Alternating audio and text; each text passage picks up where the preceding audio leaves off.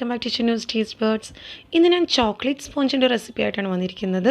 അപ്പോൾ എങ്ങനെയാണ് നല്ല പെർഫെക്റ്റ് ആയിട്ടുള്ളതും നല്ല സോഫ്റ്റ് ആയിട്ടുള്ള ചോക്ലേറ്റ് സ്പോഞ്ച് കേക്ക് വീട്ടിൽ തയ്യാറാക്കുന്നത് നോക്കാം. ഇതിപ്പോൾ ഞാൻ ഓവനൊന്നും ഇല്ലാതെ സാധാരണ പ്രഷർ കുക്കറിലാണ് ഈ കേക്ക് തയ്യാറാക്കിയിട്ടുള്ളത്. അപ്പോൾ റെസിപ്പിയിലേക്ക് കടക്കുന്നതിന് മുമ്പേ തന്നെ എൻ്റെ ചാനൽ ഇതുവരെ സബ്സ്ക്രൈബ് ചെയ്തിട്ടില്ലാത്തവരുണ്ടെങ്കിൽ ഒന്ന് സബ്സ്ക്രൈബ് ചെയ്യണം. അതിൻ്റെ കൂടെ ബെല്ലൈക്കണിൽ ഓൾ എന്നൂടെ ക്ലിക്ക് ചെയ്യണം. അപ്പോൾ ഞാൻ വീഡിയോസ് ഇടുമ്പോൾ നിങ്ങൾക്ക് ഉടനെ തന്നെ മെസ്സേജ് വരുള്ളൂ. ഇനി കേക്ക് ഉണ്ടാക്കുന്നതിന് മുമ്പേ തന്നെ ശ്രദ്ധിക്കേണ്ട കുറച്ച് കാര്യങ്ങൾ. ആദ്യമേ തന്നെ പ്രഷർ കുക്കർ നന്നായിട്ട് കഴുകിയതിന് ശേഷം തുടച്ചെടുത്തതിന് ശേഷം അതിലേക്ക് കുറച്ച് ഓയിൽ ഒഴിച്ച് എല്ലാ ഭാഗത്തേക്കും ഒന്ന് ഓയിൽ ബ്രഷ് ചെയ്ത് കൊടുക്കുക. അപ്പോൾ ഓയിൽ ഒഴിക്കുമ്പോഴും ഒരുപാട് ഓയിൽ ഒഴിക്കരുത്.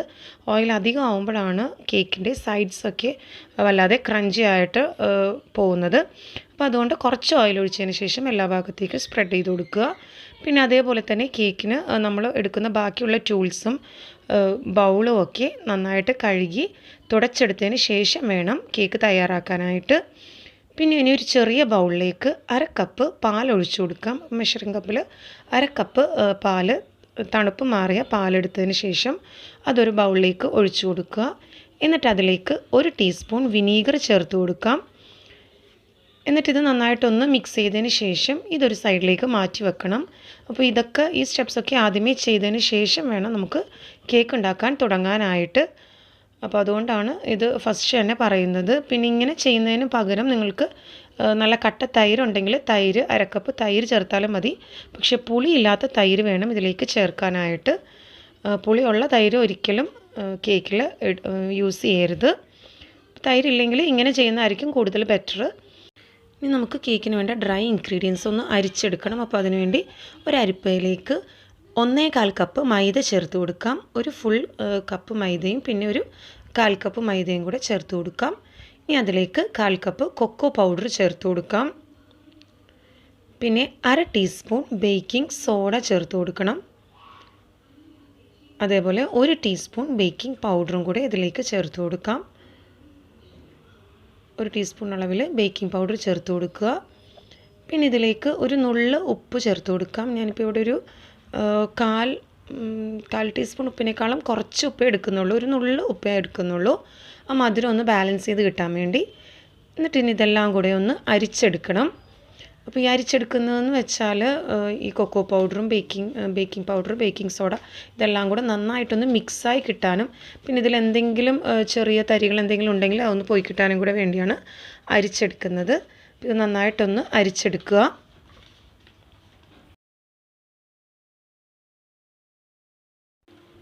ഇത് അരിച്ച് മാറ്റിയതിന് ശേഷം ഒരു വിസ്ക് കൊണ്ട് ഈ മിക്സ് നന്നായിട്ടൊന്ന് ഇളക്കി യോജിപ്പിച്ച് കൊടുക്കണം. കാര്യം ഞാൻ നേരത്തെ പറഞ്ഞ പോലെ കൊക്കോ പൗഡറൊക്കെ ശരിക്കും അതിൽ മിക്സായി കിട്ടാൻ വേണ്ടി എല്ലാ ഭാഗത്തേക്കും നന്നായിട്ടൊന്ന് മിക്സ് ചെയ്ത് കൊടുക്കുക.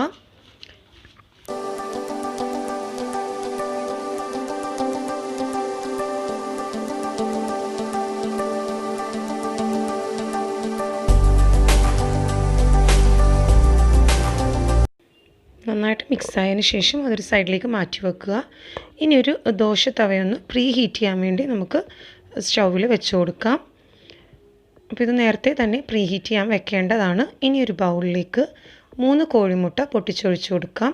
അപ്പോൾ എപ്പോഴും കേക്ക് ഉണ്ടാക്കാൻ നേരത്ത് ഞാൻ നേരത്തെ പറഞ്ഞ പോലെ ബൗളൊക്കെ നന്നായിട്ട് തുടച്ച് ക്ലീൻ കഴുകി തുടച്ച് ഒട്ടും വെള്ളമില്ലാത്ത ബൗൾ വേണം യൂസ് ചെയ്യാനായിട്ട്. അത് പ്രത്യേകം ശ്രദ്ധിക്കണം.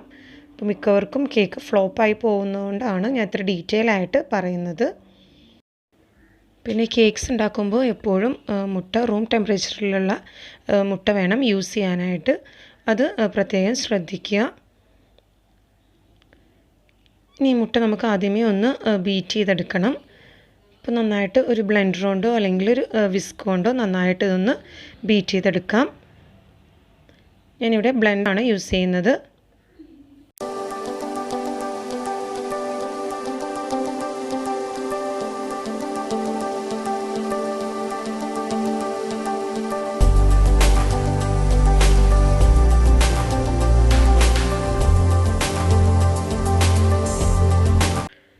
അപ്പോൾ ഹൈ സ്പീഡിൽ 1 മിനിറ്റ് ഒന്ന് ബീറ്റ് ചെയ്തതിന് ശേഷം അതിലേക്ക് പഞ്ചസാര പൊടി ചേർത്ത് കൊടുക്കാം.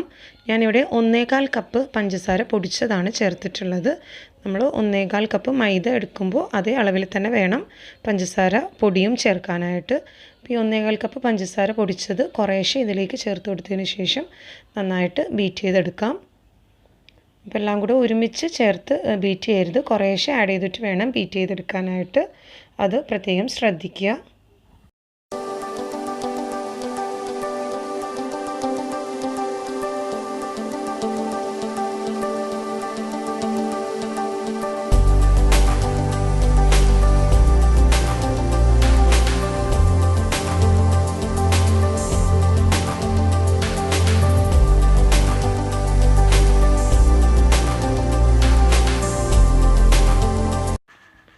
ഇതിലേക്ക് 1 ടീസ്പൂൺ വാനില എസൻസ് ചേർത്ത് കൊടുക്കാം. വാനില എസൻസ് എഗ്ഗ് ബീറ്റ് ചെയ്യാൻ തുടങ്ങുമ്പോൾ തന്നെ ചേർക്കേണ്ടതാണ്, ഞാൻ ആദ്യമേ വിട്ടുപോയി. അപ്പോൾ ഈ ഒരു പാകത്തിനാണെങ്കിലും വാനില എസൻസ് ഇതിലേക്ക് ചേർത്ത് കൊടുക്കാം. എന്നിട്ട് ബാക്കിയുള്ള പഞ്ചസാര പൊടിച്ചതും കൂടെ ചേർത്ത് വീണ്ടും നന്നായിട്ട് ഒന്നുകൂടെ ഒന്ന് ബീറ്റ് ചെയ്തെടുക്കാം.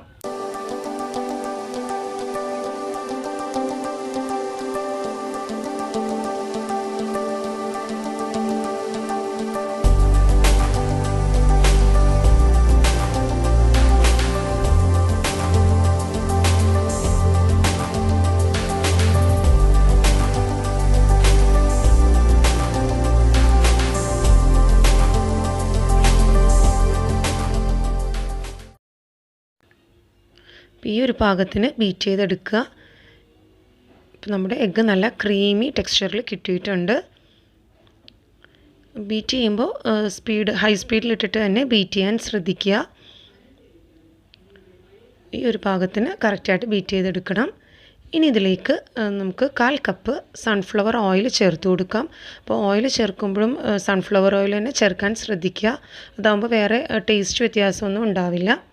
സൺഫ്ലവർ ഓയിലും കൂടി ഇതിലേക്ക് ചേർത്ത് കൊടുത്തതിന് ശേഷം 1 മിനിറ്റ് കൂടെ ഒന്ന് ബീറ്റ് ചെയ്തെടുക്കാം. അപ്പോൾ ഓയിൽ ചേർത്ത് ഒരുപാട് നേരം ബീറ്റ് ചെയ്യാൻ പാടില്ല. അപ്പോൾ ജസ്റ്റ് 1 മിനിറ്റ് ഒന്ന് ബീറ്റ് ചെയ്തെടുക്കാം. അപ്പോൾ ഓയിൽ ചേർത്തതിന് ശേഷം വീണ്ടും ഓവർ ബീറ്റ് ചെയ്യുമ്പോഴാണ് നമ്മുടെ കേക്ക് കറക്റ്റ് ടെക്സ്ചറിൽ കിട്ടാത്തത്. അപ്പോൾ അതൊന്ന് പ്രത്യേകം ശ്രദ്ധിക്കുക. ഓയിൽ ചേർത്തിട്ട് ലോ സ്പീഡിലിട്ടിട്ട് വേണം പിന്നീട് ബീറ്റ് ചെയ്യാനായിട്ട്. പിന്നെ ഇനി ഹൈ സ്പീഡിൽ ബീറ്റ് ചെയ്തെടുക്കരുത്.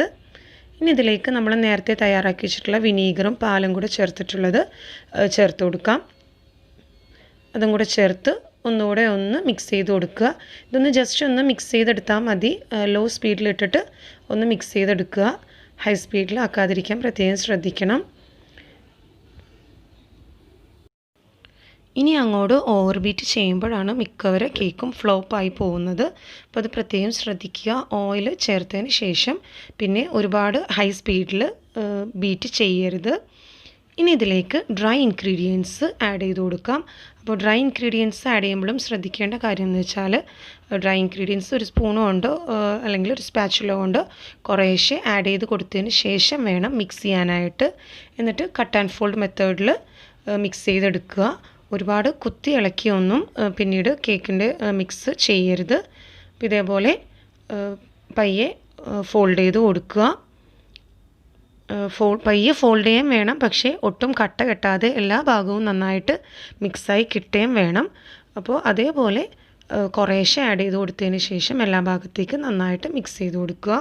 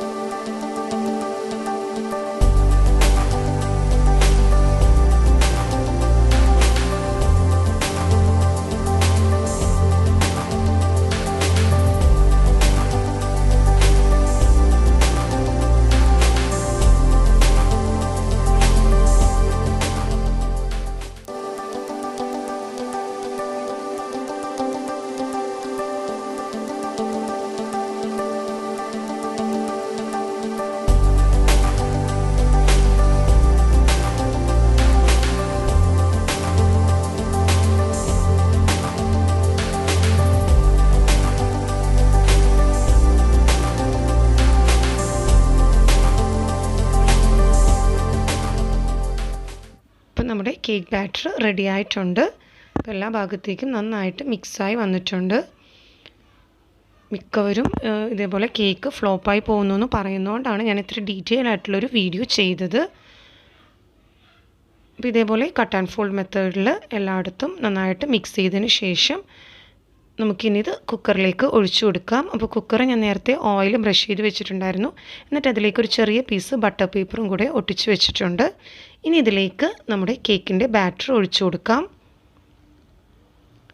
അപ്പോൾ ഈ ഒരു കൺസിസ്റ്റൻസിയിൽ വേണം നമുക്ക് ബാറ്റർ തയ്യാറായി കിട്ടാനായിട്ട്. പ്രത്യേകം ശ്രദ്ധിക്കുക.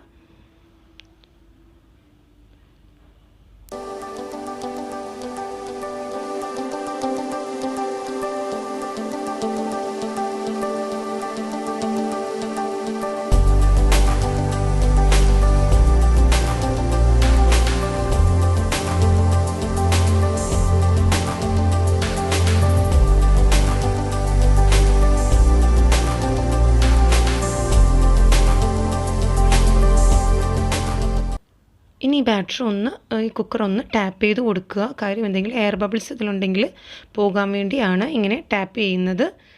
നന്നായിട്ടൊന്ന് ടാപ്പ് ചെയ്ത് കൊടുക്കുക. നന്നായിട്ട് ടാപ്പ് ചെയ്തതിന് ശേഷം കുക്കർ മൂടി വെച്ചിട്ട് നമ്മൾ നേരത്തെ പ്രീഹീറ്റ് ചെയ്ത് വെച്ചിട്ടുള്ള തവയുടെ മുകളിലേക്ക് കുക്കർ വെച്ച് കൊടുക്കുക. കുക്കർ മൂടുമ്പോഴും അതിന് മുകളിൽ വിസിൽ വെക്കാതെ വേണം കുക്കർ മൂടി വെക്കാനായിട്ട്. പ്രത്യേകം ശ്രദ്ധിക്കുക. ഇനി ഇതൊരു 30 മിനിറ്റ് വരെ മീഡിയം ഫ്ലെയിമിൽ കുക്ക് ചെയ്തെടുക്കുക.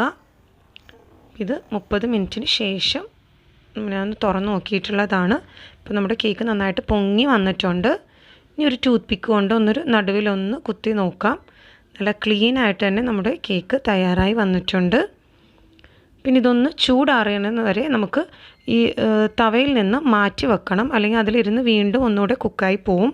അപ്പോൾ അതുകൊണ്ട് ഈ കുക്കർ തവയിൽ നിന്ന് മാറ്റിയതിന് ശേഷം ചെറുതായിട്ടൊന്ന് ആറിക്കഴിയുമ്പോഴേക്കും ഒരു നൈഫ് കൊണ്ട് അരികൊന്ന് ഇതേപോലെ ഒന്ന് കുത്തിയിളക്കി കൊടുക്കുക.